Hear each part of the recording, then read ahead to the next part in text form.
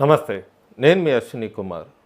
సహజంగా భారతదేశంలో స్వాతంత్ర సమరయోధుడో లేదా ఒక జవాన్ లేదా ఎక్కడైనా పోరాటాలు చేసి త్యాగాల ఫలితంగా తర్వాత అమరవీరులవుతే వాళ్ళకి గౌరవార్థంగా పెద్ద ప్రొసెషన్ చేస్తారు, ర్యాలీ చేస్తారు. రాష్ట్ర ప్రభుత్వాలు కానీ కేంద్ర ప్రభుత్వం కానీ గౌరవవందనంగా వాళ్ళకి జరగాల్సినవన్నీ కూడా మర్యాదలు చేస్తూ ఉంటుంది. సహజంగా ఇది భారతదేశంలో జరుగుతుంటుంది. ఒక రాష్ట్రంలో మాత్రం ఈ మధ్య ఒక విచిత్రమైన సంఘటన చూసాము. తమిళనాడు కోయంబత్తూరులో దాదాపు నేను పక్కన వీడియో పెడతాను. ఆ ర్యాలీ అంతా చూస్తే కూడా ఇతను ఎవరో పెద్ద దేశం కోసం పోరాడిన వ్యక్తి అనుకుంటారు అందరూ కూడా. ఒక పెద్ద ప్రొసెషను, ఆ చనిపోయిన వ్యక్తి కూడా ఎక్యూజ్డ్ పర్సను. ఆ ఎక్యూజ్డ్ పర్సన్ కూడా దాదాపు 30 సంవత్సరాల తర్వాత జైలు నుంచి విడుదలయ్యాక కూడా ఇంకొక ఫోటో కూడా పెడతాను మీకు. కేరళ ముఖ్యమంత్రి పక్కన కూర్చొని కూడా ప్రసంగించటం, మైక్ తీసుకొని కూడా, ఇవన్నీ మనం మీకు క్లియర్గా కనబడుతుంటే పక్కన. ఇది తమిళనాడులో జరిగింది. చాలామంది ఆశ్చర్యపోయారు, ఏంటి ఎవరు ఈ వ్యక్తి?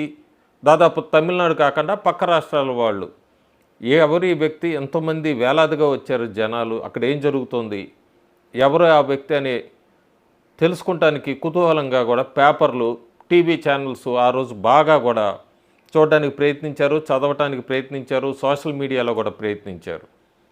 చాలా ఆశ్చర్యం వేసింది. ఈ మధ్య టాపిక్స్ ఎక్కువ డైవర్ట్ అయిపోతున్నాయి, ఇలాంటి విషయాలు ఎక్కువ ఫోకస్ కావట్లే. తెలుగు రాష్ట్రాల్లో అల్లు అర్జున్ ఏమన్నాడు, ముఖ్యమంత్రి రేవంత్ రెడ్డి ఏమన్నాడు, ముఖ్యమంత్రి రేవంత్ రెడ్డిది తప్ప, అల్లు అర్జున్ది తప్ప అన్నది తెలుగు రాష్ట్రాల మీద ఫోకస్ అవుతున్నాయి.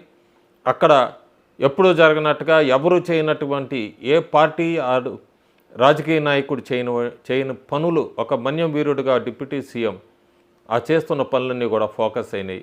తెలుగు రాష్ట్రాల్లో పుష్ప మీద నడుస్తుంది ప్రస్తుతం అంతా. అలాగే నార్త్ కానీ లేదా లోక్సభలో ప్రస్తుతం రాహుల్ గాంధీ వర్సెస్ మోడీ లేదా రాహుల్ గాంధీ బీజేపీ ఎంపీలు తోసివేయటము, అదంతా జరిగిన దాని మీద కేసులు, ఈ చర్చలు నడుస్తున్న సమయంలో తమిళనాడు కోయంబత్తూరు టాపిక్ పూర్తిగా డైవర్ట్ అయింది కాబట్టి ఈ వీడియో దానికి సంబంధించింది. దాదాపు నేను చెప్పినట్టు జైల్లో 30 సంవత్సరాల తర్వాత 84 సంవత్సరాల వయసులో అతను చనిపోతే అంబులెన్స్లో ముందు అతన్ని తీసుకెళ్తుంటే వెనక వేలాదిగా అతనికి జై కొడుతున్న దృశ్యాలు చూసాము. ఎవరి వ్యక్తి, అసలు కోయంబత్తూరులో ఏం జరుగుతుంది? కోయంబత్తూరులో తమిళనాడులో బాంబ్ బ్లాస్ట్లు ఒకప్పుడు బాగా జరిగాయి. ప్రస్తుతం తమిళనాడులో నడుస్తున్నదంతా కూడా డ్రగ్స్, అక్రమ డ్రగ్స్ రవాణా, గోల్డ్, బంగారం స్కాములు, కల్తీ సారా మొత్తం నడుస్తుంది. ఎక్కడా కూడా కరప్షన్ అనేది లేదని పైకి చెప్తుంటే అసలు కరప్షన్ లేని ప్లేస్ ఏంటి అని అడుగుతున్నారు తమిళనాడులో చాలా మిగతా ప్రతిపక్షాలు. తమిళనాడు పూర్తిగా కలుషితమైపోయింది. హిందూ టెంపుల్స్ కానీ ఇట్లా విడిపోయింది, ఇస్లామిక్ ప్రో క్రిస్టియన్ ఎట్లా విడిపోయింది, ద్రవిడియన్గా విడిపోయింది, నార్త్ సౌత్ అని విడగొట్టడానికి ప్రయత్నిస్తున్నారు. అన్ని రకాల ప్రయోగాలు జరుగుతున్నాయి తమిళనాడులో. వేరే పార్టీలకి స్థానం ఇవ్వకూడదని, అట్లాగే నిజాలు బయటికి రాకూడదని కేంద్ర ప్రభుత్వం కూడా దక్షిణాదిన దాదాపు హైయెస్ట్ బడ్జెట్ అలొకేట్ చేసింది తమిళనాడు రాష్ట్రంకి. ఇన్ఫ్రాస్ట్రక్చర్లో కానీ అక్కడ ఏ అభివృద్ధి పనులకైనా ఏదైనా కూడా ఇది కూడా బయటికి రానివ్వరు. టాపిక్లో కోయంబత్తూరు ఎవరా వ్యక్తి? ఆ వ్యక్తి వికీపీడియా మనం తీసుకుంటే కనుక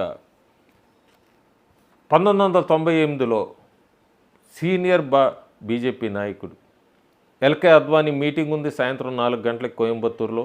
ఎన్నికల ప్రచారం ఉంది. బాంబ్ బ్లాస్టులు 11 చోట్ల జరిగినాయి. 11 చోట్ల బాంబ్ బ్లాస్టులు జరిగినప్పుడు 58 మంది చనిపోయారు, 200 మందికి పైగా క్షతగాత్రులయ్యారు. ఇప్పటికీ కూడా కాలు లేని వాళ్ళు, చేయలేని వాళ్ళు మనం చూడొచ్చు 98 కోయంబత్తూరు బాంబ్ బ్లాస్ట్ బాధితుల్ని. ఈ ఉదంతం అంతా జరిగాక ఒక 4 సంవత్సరాలు ఎల్కే అద్వానీ అంతా కూడా ప్రాణాలతో బయటపడ్డారు. దాదాపు 32 బాంబులు డిఫ్యూజులు కూడా చేశారు ఆ టైము. అవి కూడా పేలుంటే కనుక ఎంత ఘోర ప్రమాదం జరుగుండేదో.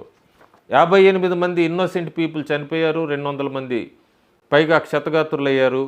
దీని వెనక సూత్రధారి ఒక అతను ఉన్నాడు. ఆ సూత్రధారి ఆల్ ఉమా దీన్ని ఆర్గనైజేషన్ బ్యాన్ చేశారు కూడా. కీ పర్సన్ భాష, ఈ భాష అనే అతను మొత్తం అంతా ఎస్ఏ భాష పూర్తి పేరు. ఇతన్ని 98లో అంతమంది చనిపోయిన దానికి తర్వాత ఎన్ఐఏ ఇన్వెస్టిగేట్ చేసి దాదాపు 1300 మంది పైగా విట్నెస్ల్ని, సాక్ష్యాలని సేకరించి యావజ్జీవ శిక్ష వేసింది.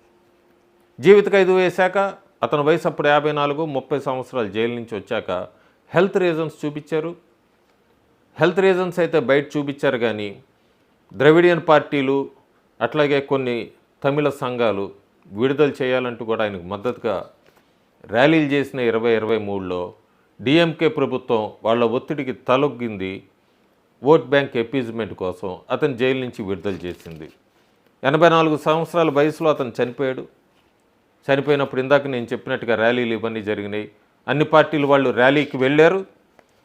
ఒకే ఒక పార్టీ ఎందుకు చేయాలి, ఇతను ఏమన్నా హీరోనా, ప్యాట్రియాటిక్ హీరోనా, లేదు ఏదైనా త్యాగవీరుడా, ఎందుకు చేయాలి అంటూ కూడా రోడ్డు మీదకి వచ్చారు, ధర్నాలు చేశారు. ఆ ధర్నాకి సంబంధించి లీడ్ అంతా తీసుకున్నది కూడా అన్నామలై, బీజేపీ సంబంధించి. పోలీసులు మొత్తం బందోబస్తు భాషా ప్రొసెషన్కి ఇచ్చారు.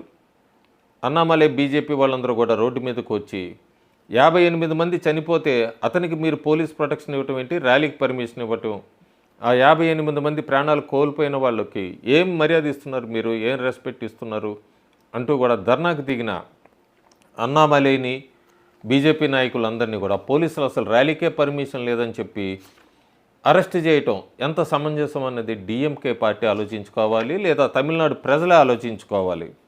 కోయంబత్తూరులో గాంధీపురంలో ప్రొటెస్టులు చేస్తున్నప్పుడు అన్నామలైని అతని సపోర్టర్స్ అందరినీ కూడా అరెస్ట్ చేసింది డిఎంకే ప్రభుత్వం. డిఎంకే ప్రభుత్వంకి అన్నామలై ఏం చేసినా కూడా ఒక నైట్ మేరే.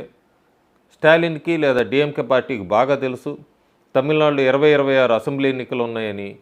ఇప్పటికే 8% ఓటు బ్యాంక్ పైన కోయంబత్తూరు లోక్సభలో, అట్లాగే మిగతా ఎలైస్తో కలిసి ఓట్ షేరు ఉన్న అన్నామలై ఫ్యూచర్లో ఎక్కడైనా వాళ్ళకి థ్రెట్ అవుతారని చెప్పి అన్నామలైని అనగదొక్కాలని ఒక టెర్రరిస్ట్కి మద్దతుగా ర్యాలీ చేసిన వాళ్ళని వదిలేసి అన్నామలై ఈ మద్దతుదారులందరినీ కూడా అరెస్ట్ చేయించింది డిఎంకే ప్రభుత్వం.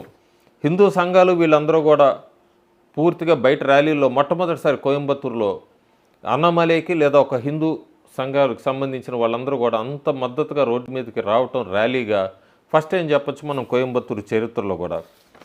ఈ ప్రొసెషన్కి అంతా డిఎంకే గవర్నమెంట్ వాళ్ళకి సెక్యూరిటీ ఇవ్వటం ఏంటి, ఒక టెర్రరిస్ట్ చనిపోతే వాళ్ళకి సెక్యూరిటీ ఇచ్చి ఈ 58 మంది ప్రాణాలు పోయింది వాళ్ళకి మర్యాద ఏంటి అని అడిగినందుకు అన్నామలై వీళ్ళందరినీ ఏంటి అరెస్ట్ చేయటం ఏంటి అని చెప్పి తమిళనాడులో బీజేపీ పార్టీ అట్లాగే హిందూ సంఘాలు అడుగుతూనే ఉన్నాయి. అన్నామలై మాత్రం ఎన్నికల్లో ఓడిపోయినా ఎక్కడా కూడా అతను ఐడియాలజీ కానీ ఐడియల్స్ కానీ ఏం మార్చుకోలేదు. అతను మళ్ళీ పోరాటాలకి దిగినప్పుడు ఖచ్చితంగా తమిళనాడులో ప్రజలందరూ కూడా అతనికి మద్దతు తెలపాల్సిన అవసరం ఎంతైనా ఉంది. ఎందుకంటే ఇది ఒక రాష్ట్రానికి సంబంధించింది కాదు, మొత్తం దేశానికి సంబంధించింది. ఈ భాష అనే వ్యక్తి తమిళనాడు ప్రజలు ప్రాణాలు కోల్పోవడానికి కారణమైన వ్యక్తి. దాదాపు 58 మంది అంటే తమిళనాడు ప్రజలు ఆలోచించుకోవాలి.